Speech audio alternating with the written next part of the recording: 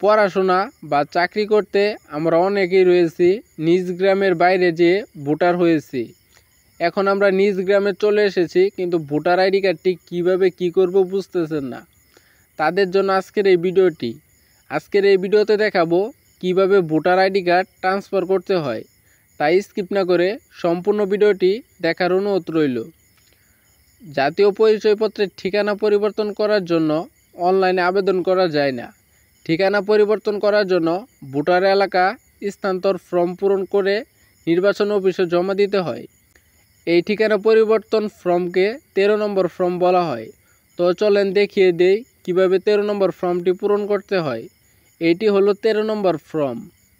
উপজেলা থানার জায়গায় আপনার থানার নাম লিখবেন, জেলার জায়গায় জেলা লিখবেন, আবেদনকারীর নাম এখানে লিখবেন, তার জাতীয় পরিচয়পত্রের এনআইডি কার্ড নাম্বারটি এখানে দিবেন, জন্ম তারিখটি এখানে বসাবেন, বর্তমানে যে ঠিকানায় আছে সেই ঠিকানায় ভোটার নম্বর, ভোটার এলাকার নাম, ভোটার এলাকার নম্বর, উপজেলা থানা লিখবেন, জেলা লিখবেন, গ্রাম রাস্তা ও নম্বর লিখবেন, বাসা জানা থাকলে বাসা লিখবেন।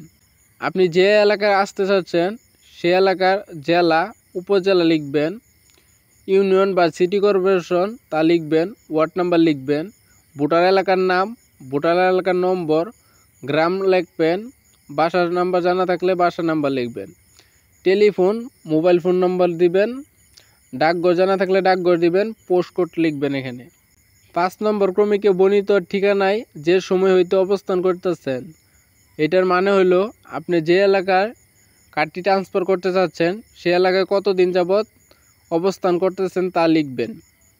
স্থানান্তরের কারণ, এখানে আপনি কী কারণে আইডি কার্ডটি ট্রান্সফার করতে চাচ্ছেন সেটি লিখবেন। তারপর দ্বিতীয় পৃষ্ঠায় আবেদনকারীর স্বাক্ষর বা টিপসই এখানে আপনার স্বাক্ষর দিয়ে দিবেন।